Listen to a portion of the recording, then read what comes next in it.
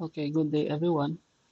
So we are now on chapter 7, magnetic fields, and previous discussion I discussed about chapter 6, direct current circuits, about Kirchhoff's, about the loop rule and the junction rule and so on. So this time is we'll take into account the effect of magnetic field. Of course, na mag-effect ang magnetic field sa imong electric circuit or electronic circuit. So that's what we are going to discuss for this lecture. The fundamentals and basics of magnetic field, what is magnetic field, and how is it produced, and what are the applications of these magnetic fields. So, but before we dive into the details of the magnetic fields, we'll discuss some preliminaries and short history about the discovery and the discovery and how the magnetism or magnetic field was observed in the past. So it was well known that Chinese were the earliest to document to have used compass using magnetic needle during the 13th century. However, the idea of a magnetic activity itself fundamentally was first discovered by Greeks as early as 800 BC. And the Greeks noticed that the magnetite, the Fe3O4, attracts pieces of iron. Okay, and then fast forward in 1269, Pierre de Maricourt found that the direction of a needle near a spherical natural magnet formed lines that encircle the sphere, and these lines also pass through two points diametrically opposed to each other, and he called these points as the poles. Then William Gilbert in 1600 performed an expanded experiment with magnetism to a variety of materials and suggested that the Earth itself was a large permanent magnet. So the Earth itself contains the north and the south magnetic pole, which is true. So later in 1750, experiments showed that magnetic poles exert attractive or repulsive forces on each other. And fast development was achieved when, in 1819, Faraday and Henry concluded in their experiment that there is indeed a tight connection. No, there is a link between electricity and magnetism. That is, in the experiment, a changing magnetic field creates an electric field, and vice versa. So Maxwell further verified this finding through his mathematical constructs or equations that indeed a changing electric field produces a magnetic field.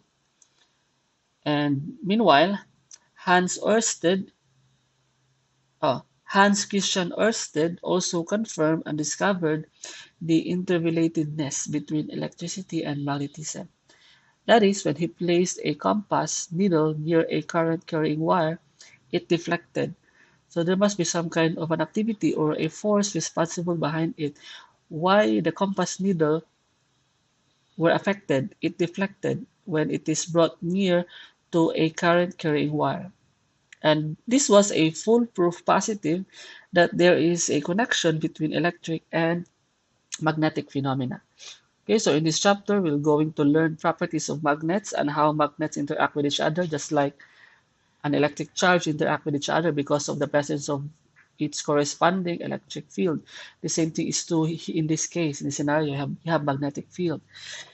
And then we will also understand the nature of the force that a moving charged particle experiences in a magnetic field. So a moving charge will experience a force near or within a magnetic field. And then we'll also learn how magnetic field lines are different from electric field lines. And I will also cite some practical examples or applications of magnetic field in the field of physics and maybe chemistry kay related sila diha nga part. Most of the applications or na-invent sa physics kay directly ma-apply gid sa chemistry. And then lastly, we'll analyze magnetic forces on a current carrying conductors. Okay? So you probably heard of magnets, or you probably have magnets in your home. Maybe the one on your refrigerator door, kanang uh, something na object na inyong itapot sa inyong mm, ref. Tapos gamito na siya pang na may mga electric bill or mga water bill or any announcement ng papel inyong i-post sa refrigerator door, and then butangan nimo atong murag magnet para dili siya matagak, right? Or maybe you have a wallet that has a magnet on it wherein it automatically snaps when you try to close it. Okay, automatic siya nga mo magnet siya ba. Okay, so such examples of magnets can be described in terms of magnetic poles. So it has a poles. Every magnet, regardless of its shape, has two poles called the north and the south. Okay, so we have the north and the south poles. Okay, the north pole and the south pole. So regardless na siya of shape. So these poles exert forces on one another, similar to the way electric charges exert forces on each other, as what we discussed in the previous chapters. So like poles or the same poles will repel each other. We have north-north and south-south. It will repel each other. It will exert a repulsive force, while the unlike poles will attract. Okay, like for this case, north and south. So the poles receive their names due to the way a magnet behaves in the Earth's magnetic field. So if you have a bar magnet that is suspended so that it can freely rotate, it can freely move, so it will rotate ang kanaimuhang bar magnet. So note that in actuality, the magnetic North Pole points toward the Earth's north geographic pole, right? So this means that the Earth's north geographic pole is actually a magnetic south pole, because kana imuhang compass, it has north ano man siya, di ba? Na siya north na red man ang color, so that points to the north, so that's why mingunta ka na dito ang north. When in its actuality, that compass needle, the north one, the north pole niya, it actually mo-attract man siya sa opposite niya, so it seeks the south. So when it points to the north, in reality it's actually pointing towards the south magnetic pole or magnetic south pole sa imuha sa earth. Pero gilabel lang siya as north. We call it the north geographic pole. But in reality, it's magnetic south pole. Okay. And so the same thing is true po sa south. Okay. So if you have south geographic pole, it's actually referred to as the magnetic south pole. Okay. So as you can see in this figure.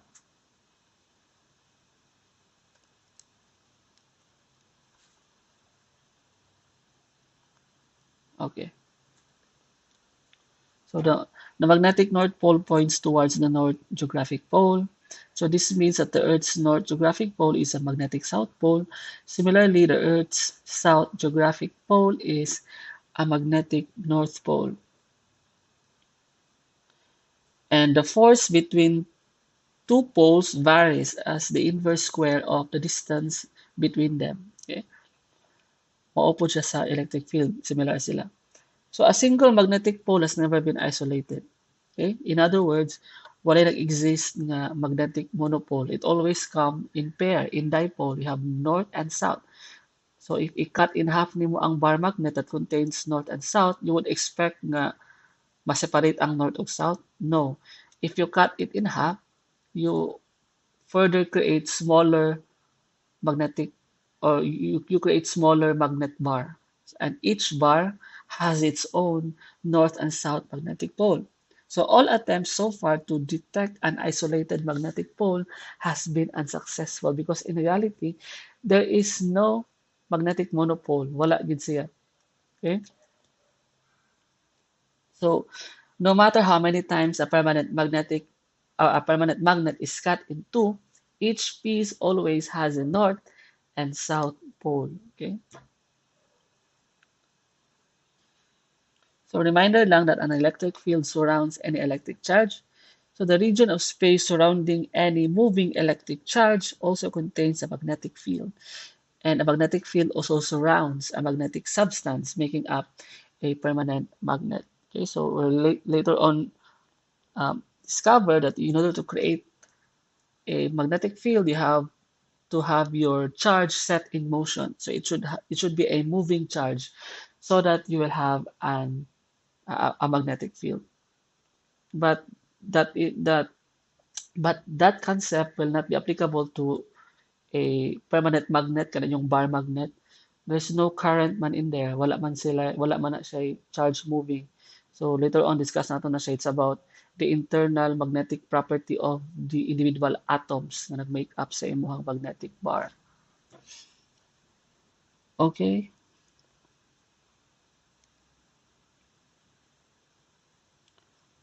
So this is how a magnetic field is uh, represented. It is a vector quantity because it has both magnitude and direction. Okay, so in physical terms, it is treated as a vector quantity. In physics, for some whatever reason, the magnetic field is symbolized by B. So it's a bold face, meaning it indicates that it is a vector quantity. Sometimes kung i-write nimo siya sa papel tapos you cannot actually write, di man ka maglisod man ta og emphasize nga it's a bold face, di ba? So that sometimes anaon na lang siya. We have B tapos you put an arrow at the top. Okay? An arrow means it contains direction. So this signifies that it is a vector. Okay? So the direction is given by the direction of a north pole of a compass needle, which points in that location. The magnetic field lines can be used to show how the field lines as traced out by a compass would look. Okay, so it's like this. If you put a compass, so we know that the compass has naman siya red nga arrow which corresponds to the north. Okay, so it actually seeks the south, right? Okay, so mo point siya diha. Or it could be nga ang kanang imong compass itself. This is red, right? This is like the south. So that ang iyang i-point na niya in actuality is the north geographic pole or the south, they call this, the magnetic south pole. Okay. So it was observed that if you have a magnetic compass, yung direction sa arrow, it's like this. So it seeks the magnetic south pole. Okay. So mo trace na siya ana. So that's the direction of the magnetic field lines. So the lines outside the magnet points from the north pole to the south pole. Okay, so another way to trace the magnetic field lines is through the this one is through the use of iron filings. Okay, I don't know if naka-experiment naman sa high school, but in our high school naka-experiment namin ani. We brought in some iron filings and then we also have a magnetic bar or magnet bar. And then we observed that these iron filings behave in a way that would trace out the magnetic field lines. Okay, and then the magnetic field lines will always originate from the north and then points towards the south pole. Okay, so a more proper terminology would be that a magnet has a north-seeking and south-seeking pole. So that's the reason why they meet each other. So the north-seeking pole points to the north geographic pole, right? This would correspond to the Earth's south magnetic pole, okay? And the south-seeking pole points to the south geographic pole. This would correspond to the Earth's north geographic pole.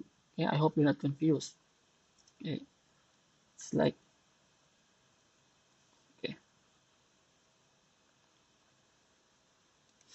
So the configuration of the Earth's magnetic field is very much like the one that would be achieved by burying a gigantic bar magnet deep in the Earth's interior.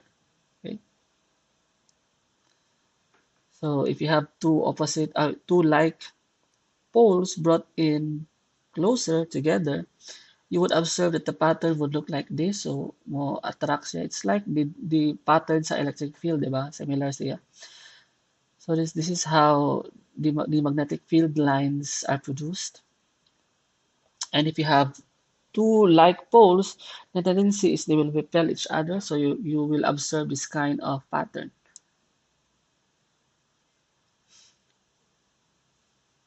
So muna kong i-mention ganina. So the north-seeking pole points to the north geographic pole.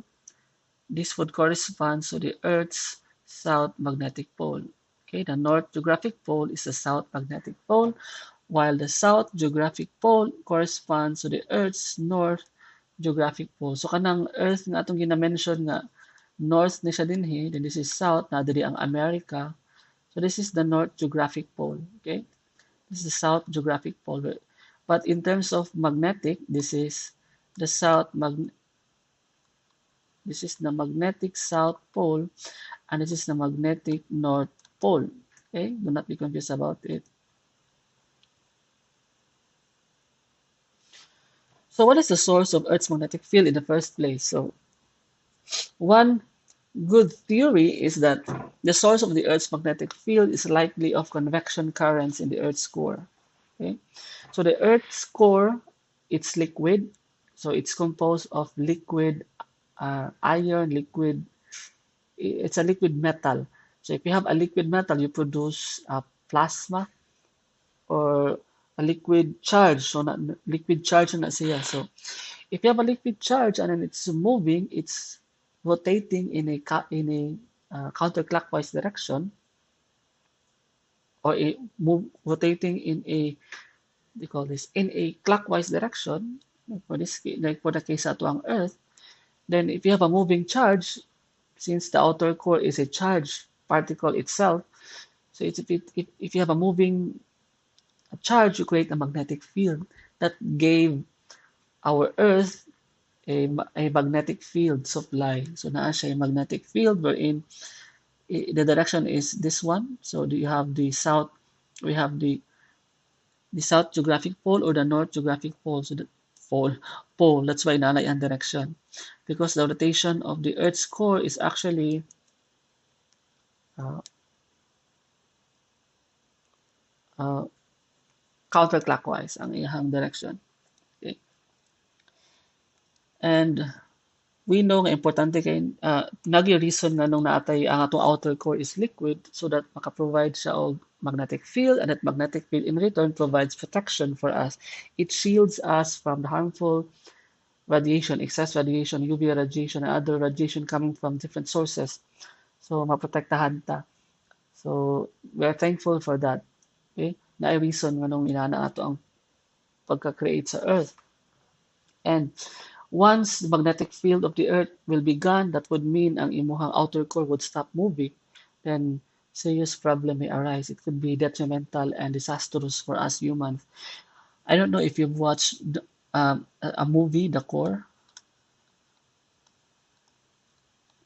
I think po masiguro ng title. It's a very interesting sci-fi earth science movie wherein ang plot niya is uh, ipapamukita dito mo is for just the plot lang ang trailer. It so happened daw nga for whatever reason mysterious siya na stop lang kalit ang motion ang stop lang kalit og move ang outer core. So if the outer core stops moving, then definitely it halted the creation of magnetic field. So if there's a magnetic field, then it would be dangerous. So, fatal siya sa human being. So nato siya nitabo. And then the scientists there try to solve the problem and journey towards the outer core of the Earth, and then try to detonate it with something para mo start na po siya og move. And then ang details niya is you can just watch it na lang. Ang details basta kay lingaw na siya nga movie. So it talks about the core, the outer core, and then why is it relevant or important and significant for our human life preservation, survival, because it creates magnetic field, and magnetic field shields us from harmful radiation coming from the sun and other sources. Okay, so how in here we will technically define the magnetic field and ang iyang mga consequences. It will create magnetic force. So the magnetic field at some point in space can be defined in terms of a magnetic force. So at each point na siya kani magnetic force denoted as F sub B. F stands for force and B stands for magnetic field, so magnetic force. The magnetic force will be exerted on a charged particle moving with a velocity v. Okay, so take note that a particle can experience magnetic force if and only if, classical na siya nga example, if that charge is moving, okay, it's in motion. If it's not in motion, then it will not affect. So a static electric charge will not be affected by any magnetic force, magnetic field nga iyang external source. Okay. So the magnetic force will be exerted on a charged particle moving with a velocity v. Okay, assume for now, for a very simple case, that there are no gravitational or electric fields present. Okay, makakomplicate pa na siya sa problem. But for our But for the sake of our class, we don't need the details of this, kaning gravitational and electric field present, just the magnetic field will do. Okay.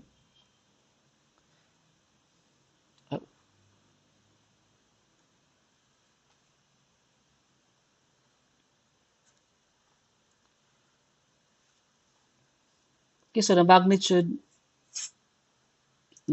of the magnetic force, FB, sila sa Facebook ha, it's a magnetic force. Okay, the magnetic force exerted on the particle is proportional to the charge Q and to the speed V of the particle. So, proportional siya ana. The greater the charge, the greater is the magnetic force exerted. While the greater also is the velocity, the greater is the magnetic force exerted. So, inana lang siya. So, it's like magnetic force is proportional sa Q and V. Okay? So, when a charged particle moves parallel to the magnetic field vector, so you say if you have, this is your magnetic field direction, and then you have your moving charge. This is your moving charge at a velocity v moving parallel to the direction of the magnetic field, then there is no magnetic force exerted. Okay, so no magnetic force. Okay, so wala siya magnetic force. Zero iyang magnetic force. But when the particle's velocity makes an angle of theta with the field, let's say for example, move siya paana, so naana siya magnetic, okay, naana siya magnetic force. So it should not be parallel to the direction. Okay. So when the particle's velocity makes any angle with the field, the force acts in a direction perpendicular to the plane formed by the velocity and the field. Okay. So as you can see in this figure. Okay. So the magnetic force exerted on a positive charge, this one positive charge, is in the direction opposite to the direction of the magnetic force exerted on a negative. So if you have a positive and a negative, opposite ang iyang direction. If positive, then mo na siya ang velocity sa direction sa velocity sa imong particle. Then this is the direction of the magnetic field. The magnetic force is perpendicular with each other. Okay, kaning tulo perpendicular gina siya. You have the magnetic field, you have the velocity vector. The magnetic force is perpendicular with each other. So muna siya ang magnetic force niya. Okay? Mao po siya nga case. This is the magnetic field, this is the velocity, then this is the force. Okay? This is for positive, and then for negative, opposite lang siya nga direction. Okay? So, mathematically, it is given by this relationship. Okay? The properties of magnetic field and force can be summarized in a vector equation expressed as this one. So, again, as I've said ganina, the magnetic force is proportional to the charge and to the velocity. And also, sa imuhang magnetic field. Okay? And perpendicular na siya. Okay? So, that's V cross. So, this is cross product. So, cross na siya. Meaning, if you have a vector, cross with another vector, which is magnetic field, the product or the cross product for that, the result is another vector, which is the force. So if you have, this is the velocity vector, and this is the magnetic field, V cross V, the result is a vector perpendicular to that. That's why we have this, right? The magnetic force. So we have the following terms. So the direction of the magnetic force, the direction of the magnetic field, and the velocity can be further explained and understood by the use of the right-hand rule. Okay? So, masayon siya gamiton if mag-right-hand rule ka. So, mula na siya ang rule yung gamiton. So, this rule is based on the right-hand rule for the cross product. Your thumb should be direction na siya sa force. Okay? So, muna siya ang imang result is a force. While and this is for positive Q. Okay, positive na siya. If negative, opposite na siya dira ang result. So the force is in the opposite direction if your thumb, if the force is in the opposite direction of your thumb if Q is negative. Okay, so ang kani imuhang four ka fingers mag-point na siya sa imuhang velocity kung asa mag-move ang imuhang particle. And imo siyang i-curl padulong kung asa ang magnetic field. Okay, so it's like mukumo na din kadinhi, and then kung asa ang direction sa imong thumb, that's the direction of the magnetic field. So you can try it on your own sa imong maglisod ko og demonstrate. So you can try it sa imuhang respective na kamot, right hand. Okay, so if you have the velocity here, and then this is the magnetic field, right? So kung imong gamiton imong hand, the result of the direction of the magnetic force should be pointing towards, or should be pointing outside sa screen, right? So it should point towards you. Okay, 3D man siya, so perpendicular. Okay. Or alternatively, you can also use this notation where kanisha is the direction of the velocity. This one is magnetic field, while the palm, kung asa nag-point imong palm, that's the direction of the force. Okay? So, pwede na po na siya. Either way, gamit siya. Pero, usahay mas, ano na siya, mas convenient ni siya later on if we try to have examples. So, if you have, di ba, kaganina naman to. Q, V cross V. So, in mathematics, if nakaagi na mo sa, I think, ano siya sa, calculus 1 or prior to that.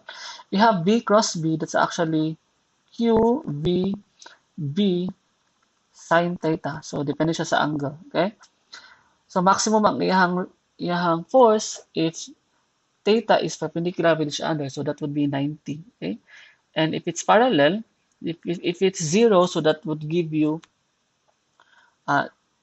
0 po, right? You have parallel or anti-parallel ang imuhang velocity and the field, right? So if parallel ni silang duha, theta would be either 0 or 180. That would give you sine of 0 or sine of 180, right? It's 0. So ang force nimo is 0. So that's why if you have velocity v and this is also the direction of your magnetic field, kung parallel na siya, your force is 0, wala magnetic force. But if perpendicular with each other, so this is your magnetic field, and this is the direction of your velocity. So the angle between them is 90. Maximum na siya. So that's a maximum ang imong magnetic force na imong pwede ma-achieve or makuha. So one thing to note about the differences and similarities of between magnetic fields and electric fields. So take note that when you talk about the direction of the force, the electric force acts along the direction of the electric field, di ba? If you have, let's say, if you have an electric field, anak mo ng electric field. Alright, this is high potential, this is low potential. Uh, if you have positive charge, the direction is always diha pod parallel, right? Padung po siya diha. But sa magnetic field, magnetic force, it acts perpendicular, okay? So if this is magnetic field, ang direction sa force ani asaman. Perpendicular man siya, so nasa dito padulong pasulod sa page, pasulod sa inyong laptop. Okay? Or, yeah, we'll have examples later. And when we talk about the motion, so the electric force acts on a charged particle regardless of where the particle is moving. Okay? So, electric force, whether a charged particle is moving or not. But for the magnetic force, classical, it only acts on the particle when it is moving. So when it is in motion. And also for the work done, the electric force does work in displacing a charged particle, like for this case, na siya work for the electric field.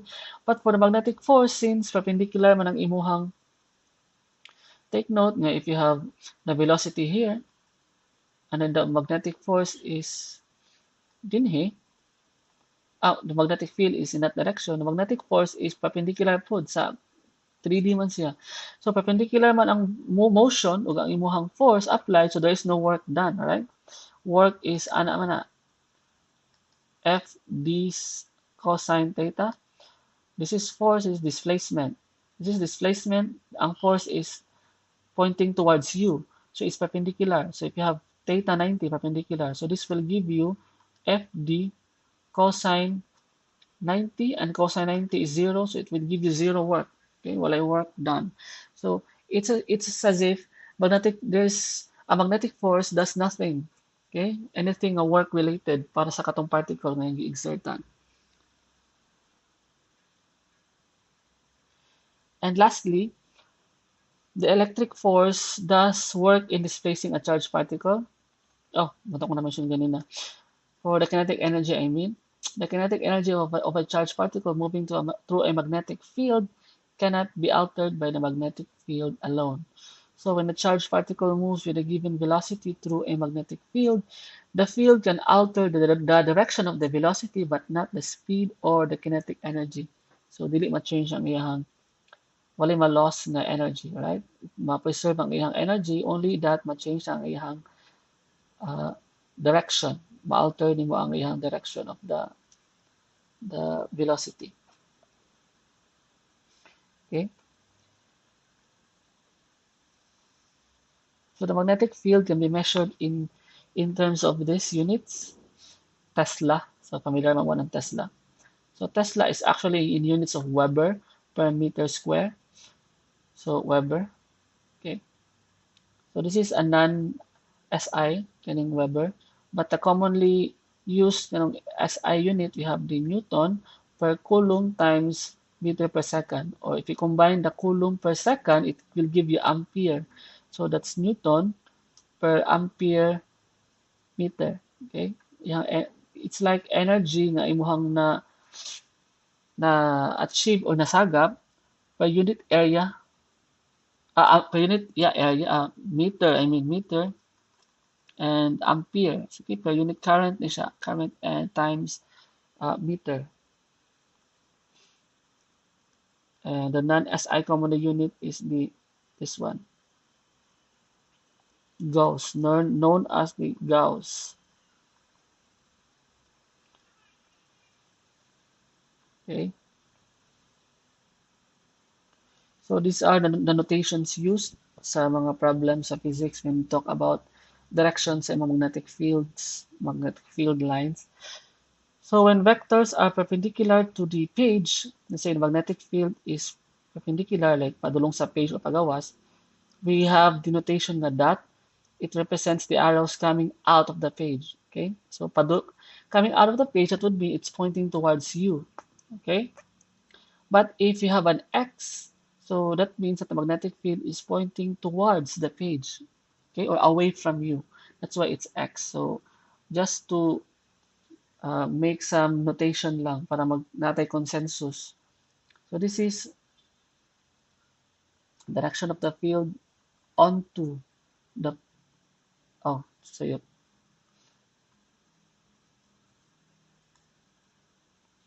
This is out of page. This is onto page. Okay? So kani siya pag gitusok nimo ang paper, so pasulod sa screen. This one is pagawa sa screen. Okay?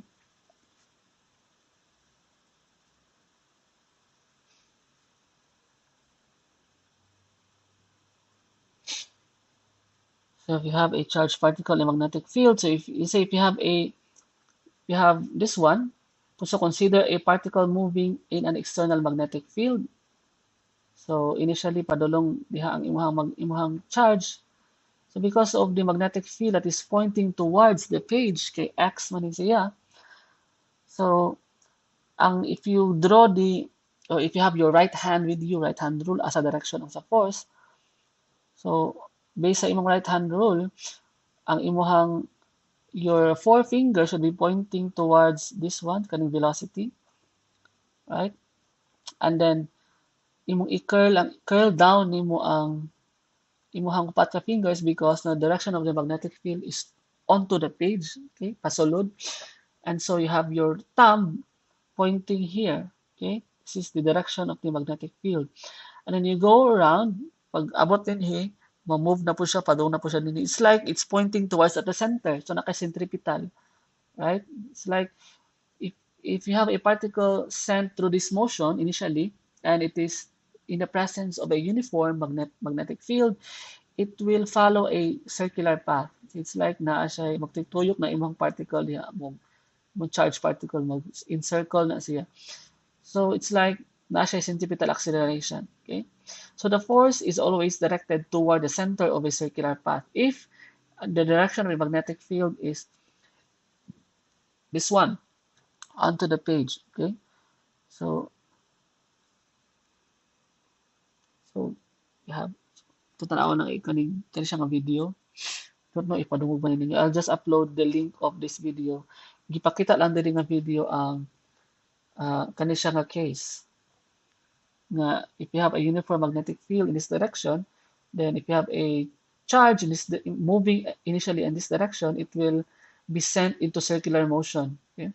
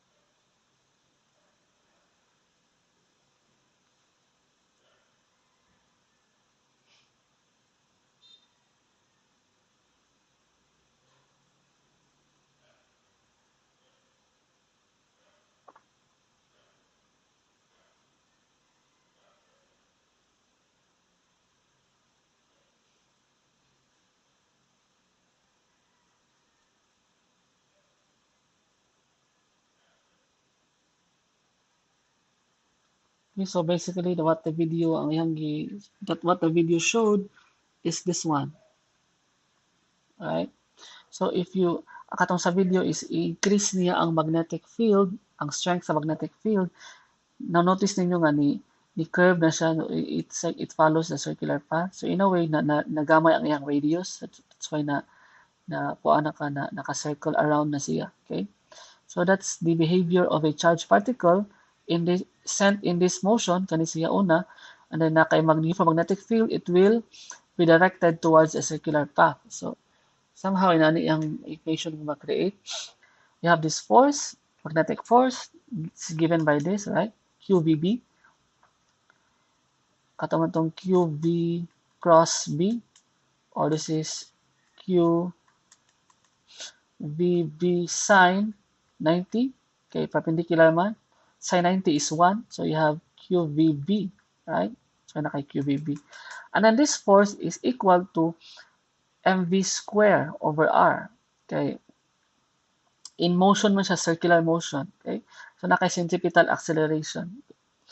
So if you have this equation, this is known. Okay, kanina equation, kabaw naman siya sa inyong classical physics before or high school physics. Then if you equate, you will get actually the radius of the katong radius sa circular motion, katong circular pattern.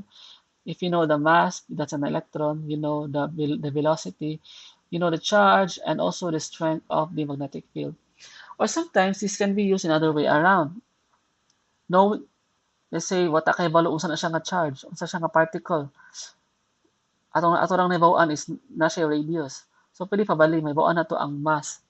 So mass is equal to RQB over V. So pwede pod kani. So usually sa experiment, ang una ma-determine is makita man nato ang radius, right? Radius niya, ang charge, it's negative, makuha na to magnetic field, may bawaan na to ang magnetic field, also the velocity. Then we can get the mass. So once may bawaan na to ang mass, this is one of the techniques na ginagamit sa LHC, Large Hadron Collider, katong mga mag-smash of particles. So this is one way to determine kung unsa nga particle ang ilang na-observe based sa radius, unsa kadako ang radius. So they would know if that is an electron or a muon, right? Or a muon electron, any particle nga negative ang charge, lahi siya mass, right? So that's how they would know if mo react siya sa magnetic field. So if positive ba siya or negative ba siya, then unsa ang iyang mass based sa radius. Kung dako gani ang radius, kani, automatically dako po ang mass, right? If gamay ang radius na ma-create, gamay po ang iyang mass. Tara. So that's how they would know kung unsa nga klase nga particle ang ilang ma-observe. Then they would know also if that particle is neutral because it will not be affected by magnetic field. Okay? They would know if it's positive or negative. So in terms of angular speed of the particle, we can denote it with this. Okay, we know that the angular speed is given by this, v over r, right? And v is given by qb, based on previous example, right? Like in this case, r is mv over qb. So this would be, so nakakuha tag atong paon ang v over r, right? That would be qb over m. So that's why we have this. And this is the angular speed, also referred to as the cyclotron frequency. And the period of the motion, period is kung pilay time nga na-revolve niya ang isa ka circle. Okay, so you have 2 pi r over velocity, right? 2 pi r is the complete distance sa imong circle, and then kung unsa ka paspas. So kung paspas ang velocity, it will take less time. If hinay, it will take more time. So ang period niya mudako or mogamay depende sa velocity, right? So you have this expression. Another is interesting property of a charged particle. So if a charged particle moves in a magnetic field at some arbitrary angle, katong kanina is directly perpendicular man gito siya, kani siya at some angle siya. If you set it in motion, you will observe that the particle will move in a helical path, okay, like this. Although constant gyapon ang iyahang radius, pero dili siya mo return at the original point. Hindi siya mag-circle round and round. Kaya siya mo proceed siya na siya net velocity, okay? Padulong siya dito sa x-axis like in this case. Spiraling lang siya, okay? And the velocity is described by this equation because it has both the components y and z. And this is x, perpendicular, padulong siya dito. Okay? So the component of the velocity is in the y and the z, since the motion of the particle, as I've said, is along the x-axis. So muna itong nakita ngayon sa video nga mo bend ang imong electrons if there is a presence of a magnetic field. So in that way, the radius, the bending, the radius nga iyang ma-create that determine unsa ang iyang mass and also the charge sa imong kana nga particular nga particle. It could be an electron or it could be a muon. Negative gihapon siya, lahi lang siya mass. Okay, we'll skip this. Okay, let's take a look at the Thomson's EM experiment. This is very popular, familiar sa ato. So this is one of the landmark experiments in physics during the end of the 19th century. Okay, wherein J.J. Thomson used the concept of magnetic fields and charged particles to measure the ratio of charge to mass for the electron. So he was able to do this by carrying a very delicate experiment in his setup, as shown in this figure. So in this experiment, electrons are accelerated from the cathode. So muna siya ang cathode. This is the cathode. So it is accelerated from the cathode. And since electrons are negatively charged particles, tapos na kay gibombard diri nga magnetic field in that direction. So knowing your right-hand rule, asa padulong ang imuhang force, it would be perpendicular, right?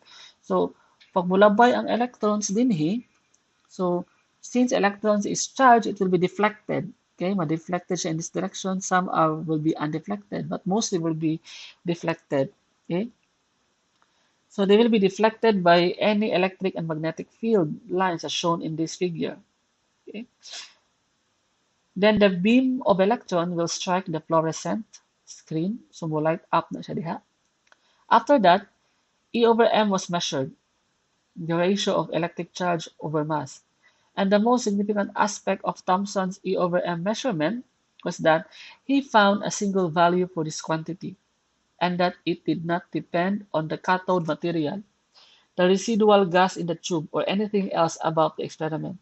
This independence showed that the particle in the beam, which we now call electrons, are a common constituent of all matter. Thus, Thomson is credited with the discovery of the first subatomic particle, the electron. So this is the first subatomic particle to be discovered, fundamental particle to be discovered, the electron. It was discovered by Thomson. And if you talk about standard models of physics, can talk na about particles and when sila na-discover. So complete naman ang puzzle karon sa, I think, partially, okay. But we talk about particles, somehow complete ang particle directory or book, logbook sa particle physicist, standard model. The earliest to be discovered was the electron, and the latest na na-discover, nga dugay kinanakitaan for almost 2 decades, kay ang Higgs boson or the God particle or God-like particle. Okay. So this is the most precise measurement sa imong E over M. This was also measured, by the way, katong atong previous nga example last time, katong I forgot, katong E over M gihapon nga experiment, sa itong nga experiment, it's in, I forgot, basta na ato sa previous nga lesson katong nagamit kani og spray bitaw, tapos nagamit siya electric field, discovered niya ang E over M, gamit siya oil, right? Millikan oil jet apparatus. Over M gapon. So for E over M, we have yung ratio is 1.758820 15 digits times 10 to the 11. Okay, coulomb per kilogram. Okay, that's yung na-discover. So 15 years later, after Thomson's experiment, muna akong dimension kanina, Robert Millikan, kasi yung Millikan oil-jet apparatus experiment, did another great experiment in physics wherein he determined successfully the charge of the electron with great precision. Thus, with the value of the charge of the electron obtained by Millikan and the value of E over m, enable us to determine the mass of the electron, which is 9.1093826 times 10 to the negative 31 kilogram. So that's very small. Okay, that's the mass of electron. Okay,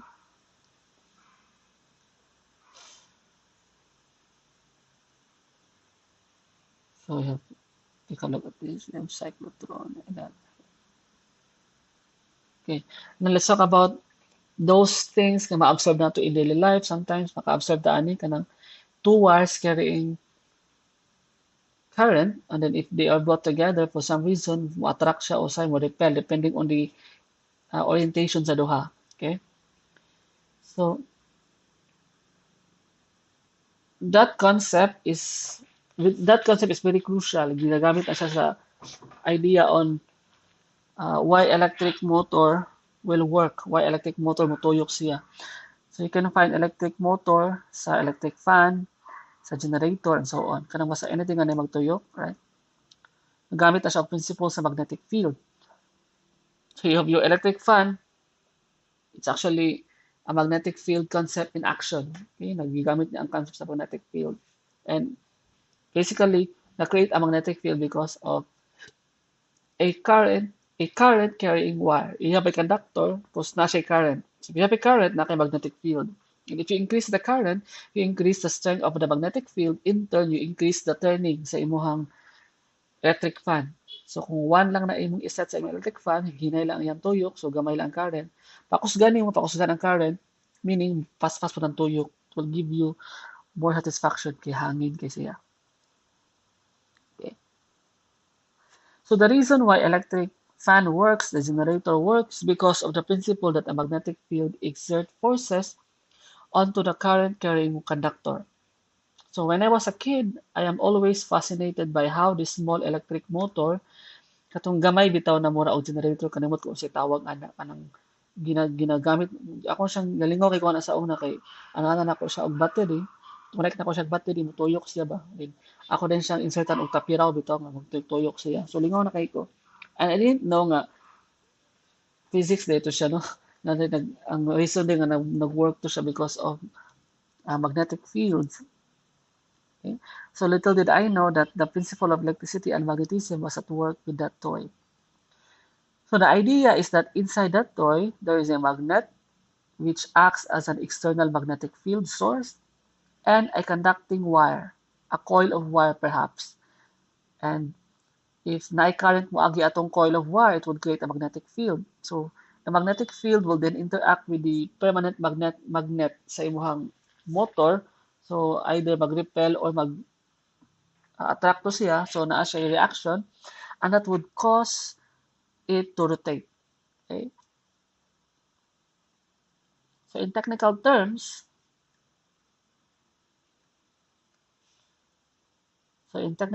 a force is exerted on a current carrying wire placed in a magnetic field. Take a look at this.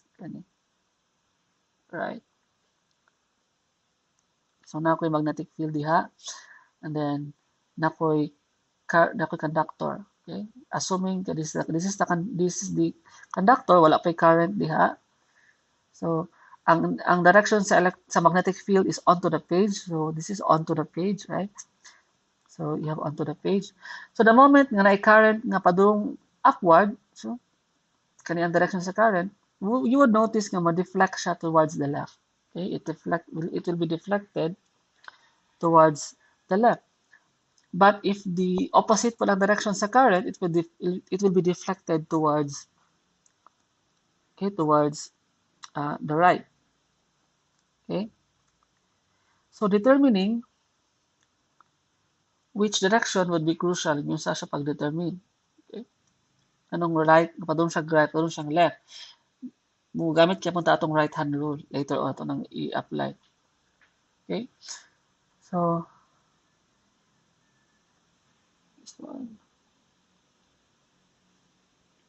So determining which direction would the force be in the current carrying a conductor in the presence of an external magnetic field will be given or prescribed by the right-hand rule. So always recall that your right-hand rule, because recall always your right-hand rule because it will always come in handy. So take a look at this picture. Can you see a picture? Right. So in this case, there is no current. Okay. Oh, and in this case, ano siya current, right? So itong kaganyan na to siya. So, ang directions of force niya is perpendicular gid siya always sa imuhang magnetic field and the velocity, right?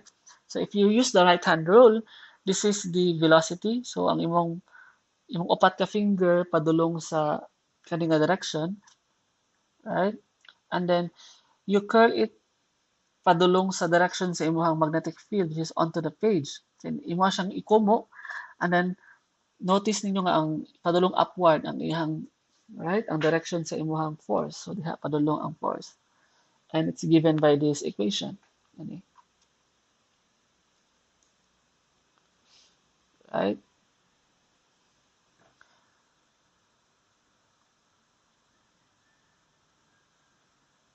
Okay.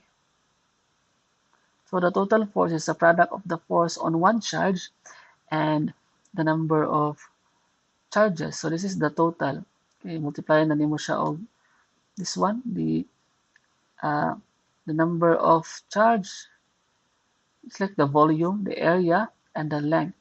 Okay, this is the area, and this is the length. Okay.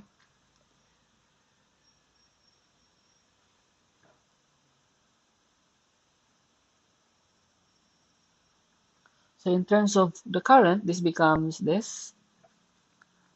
So this is where L is the vector that points in the direction of the current, and this is the magnetic field, and this is I is for the current. So bag-collected today, this is for the I for the current, and this is the L, right? Nasa vector form po ni siya, ana padulong dito. And you have your B as the magnetic field. So kani siya is for katunan ni siyang for calculus na nga part wherein i-consider gid nimo ang iyang minor change. So that's why you have the integral na dayon. So we'll not discuss this. So we'll focus on this one.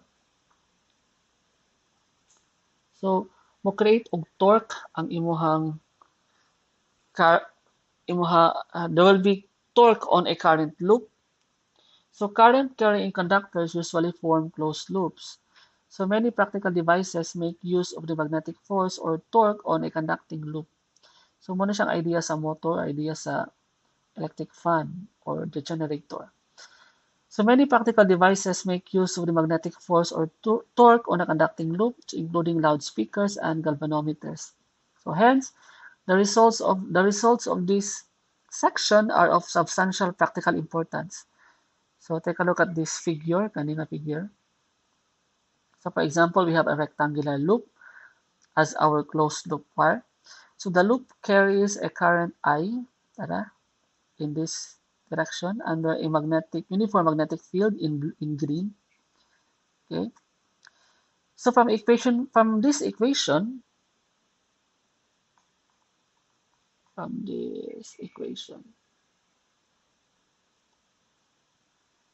asa to?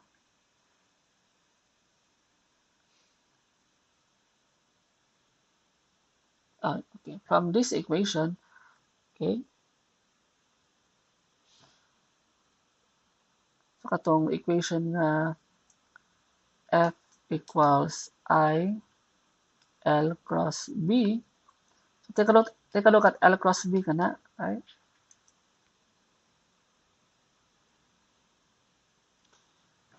So from that equation, it implies that no magnetic force acts on sides 1 and 3. So take a look at sides 1 and 3. So asa man ang direction sa current, di ba dinhi? Ang direction sa magnetic field is dira. So they are parallel, right? This is anti-parallel, this is parallel. So if you have parallel, the cross product would be 0. So kani siya din hinapita, wala na siya magnetic force. 0. Dinhi po magnetic force diha is 0. So naara siya effect sa imuha is diri sa kanin sa side. Okay? Kanin side 2 and side 4. So there is a force acting on sides 2 and 4 since they are perpendicular to the field, right? This is the direction sa current and the direction sa or imuhang direction sa imuhang what do you call this? Mo ang direction sa current, which is direction sa length and direction sa magnetic field perpendicular with each other. Okay. And so the magnitude of the magnetic force on these sides will be equal. So that would be IAB, right? So A is call this. So it's like the length of this side, and I is current, right? So this would be the magnitude of the force sa both sa this is length A. So both sa side 2 and side 4 mo ni iyahang magnetic force nga iyahang magnitude. Okay? And the direction of force sa F2 is out of the page, while direction sa F4 is onto the page. So take a look and analyze using your right hand rule. Right? So if you have your imo siya i-right hand rule, di ba?